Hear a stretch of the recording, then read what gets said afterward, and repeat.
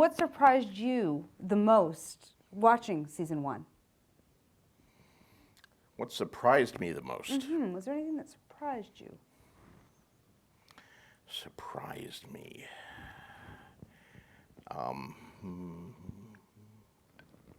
I heard you were surprised at actually the size of what the wall actually was in terms of its height. That you were happy that you had not given yourself any restraint because you didn't realize what 700 feet actually was. Well, that was not a surprise watching the show. That was a surprise visiting the set where they built the wall. You know, the Castle Black set is in Northern Ireland. It's in an old quarry, and they have built this castle beneath essentially a cliff that goes up, and they've painted, you know, the elevator is actually real. So they have the working elevator, and the area around the elevator, they just slap white paint on it to make it look like ice. The rest of the cliff is like black and brown and so forth. TV magic.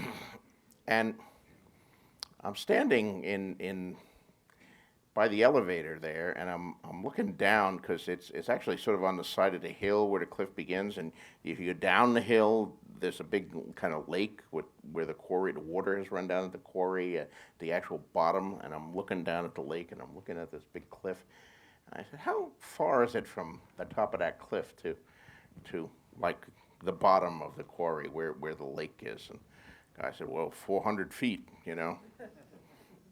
So I made the wall too big.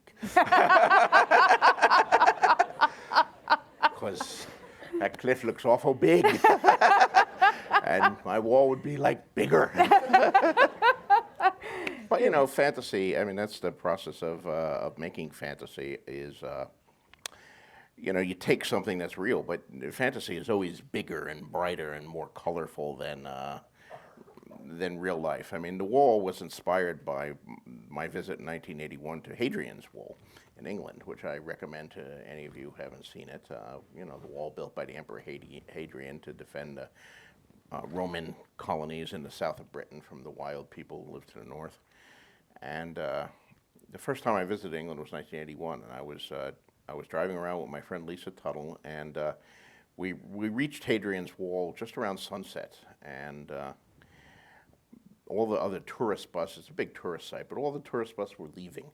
So we got there just before the sun went down, and we climbed it. It was in the autumn, and we had it all to ourselves. So I'm standing on top of Hadrian's Wall by myself as the sun goes down, and the wind was rising, and it was very cold, and I had one of these magical moments where I was trying to, well, imagine I'm a Roman legionary, and I'm from Morocco or Mesopotamia or Sicily, and now I've been sent to this really cold, scary place, and I'm standing on this wall watching what might come out of those trees and those hills to the north at the end of the known world and wondering what could be. And I said, this is a great feeling. I have to try to write about that and evoke it. But of course, the real Hadrian's Wall is only like 10 feet high. So, you know, it seems pretty cool when you're standing on top of it, but fantasy makes things bigger. And of course, the real Hadrian's Wall, what's likely to come out of those trees and so forth are